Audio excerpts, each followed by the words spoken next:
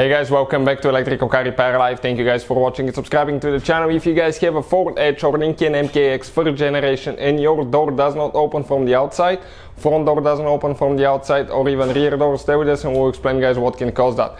Quick introduction guys, every single car we get at the shop we make at least 200 videos. Why? Because our mission here at the shop is to save you guys as much money as we can. So please guys, subscribe to the channel and like the video, that's all we need in return.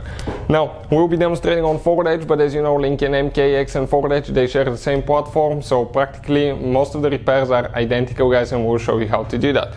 If you guys need to buy replacement parts, tools, anything like that, check out the link in the description of the video below guys, it's there for your convenience. So this is a 2009 Ford Edge that we'll be working on, and if guys the door doesn't open from the outside, we have the whole door completely taken apart. We'll show you guys what are the top reasons for that and how to know what causes that now.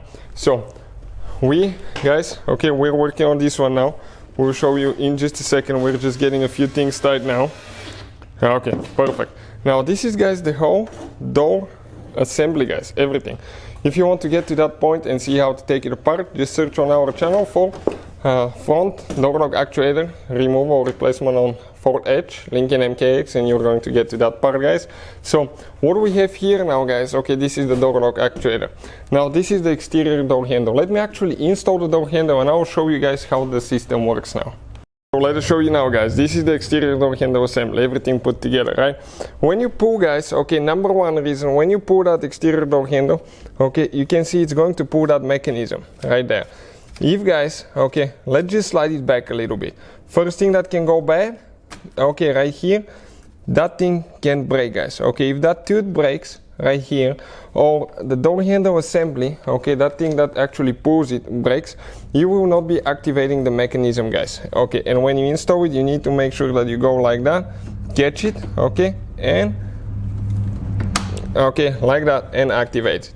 If all that works guys, if all that is good and it's still moving, check out, this is the arm that actually controls, it transfers the motion from here all the way to the door lock actuator, right there.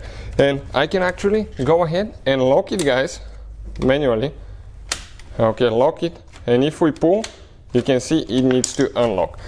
A common problem here guys, is if that clip is broken right here, it actually opens and you can unhook it that way, or it could be broken from here and that rod will be actually loose.